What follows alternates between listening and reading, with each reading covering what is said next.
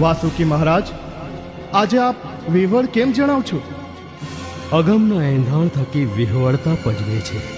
મહારાજ, આપ તો નાગ દેવતાઓમાં શિરમોર ગણાવ છો. સ્વયં શિવજી ભગવાન આપને પ્રત્યક્ષ થાય છે.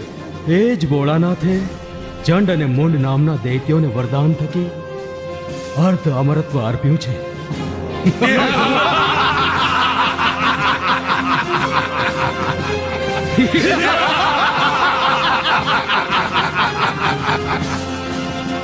બિલકુલ સાચું વાસુકી મહારાજ, અમને કોઈ હણી ના શકે.